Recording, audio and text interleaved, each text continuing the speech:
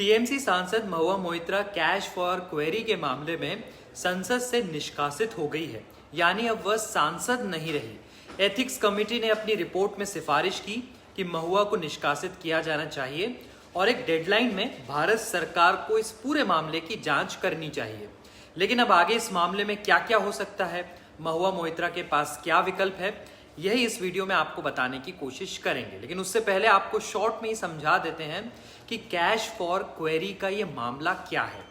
एक बीजेपी सांसद है निशिकांत दुबे, जिन्होंने महुआ मोइत्रा के खिलाफ कैश फॉर क्वेरी का आरोप लगाया। उन्होंने मुख्य रूप से 2 आरोप लगाए हैं।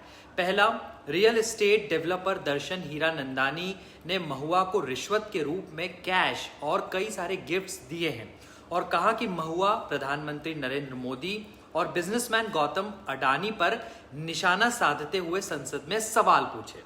दूसरा आरोप यह लगाया कि महुआ ने अपनी लोकसभा आईडी और पासवर्ड हीरानंदानी के साथ साझा किए हैं, जो दुबे के अनुसार इंफॉर्मेशन टेक्नोलॉजी एक्ट 2000 का उल्लंघन है। हमने इस मामले में सुप्रीम कोर्ट के एडवोकेट आदिल अहमद से बात की। उन्होंने बताया कि महुआ मोइत्रा अदालत का सहारा ले सकती है।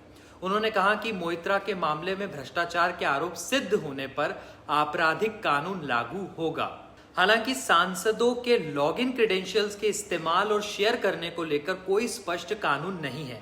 साथ ही अदालतें आमतौर पर संसदीय मामलों में हस्तक्षेप करने से बचती है, क्योंकि भारतीय अदालतें कानून की व्याख्या करती है और कानून बनाने और संसद के कामकाज में कोई हस्तक्षेप नहीं करती।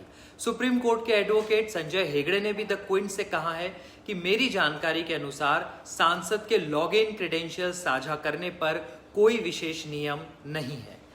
सुप्रीम कोर्ट के एडवोकेट संजय हेगड़े ने यह भी बताया कि इससे पहले भी राजा रामपाल और 11 अन्य सांसदों को कथित तौर पर कैश फॉर क्वेरी घोटाले में शामिल होने के कारण 2005 में लोकसभा से निष्कासित कर दिया गया था।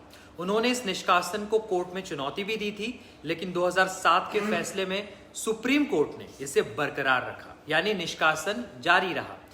तो अब यही देखना होगा कि ये पूरा मामला आगे कैसे बढ़ता है। लेकिन साथ ही ये भी ध्यान रहे कि कुछ ही महीनों बाद लोकसभा चुनाव होने हैं। ऐसे में ये कहा जा सकता है कि महुआ मोइत्रा के पास होने के लिए ज्यादा कुछ नहीं है, और अगर मामला कोर्ट तक पहुंचता भी है तो इसकी उम्मीद कम ही है कि चुनाव से पहले अदालत कोई इसमें फैसला दे।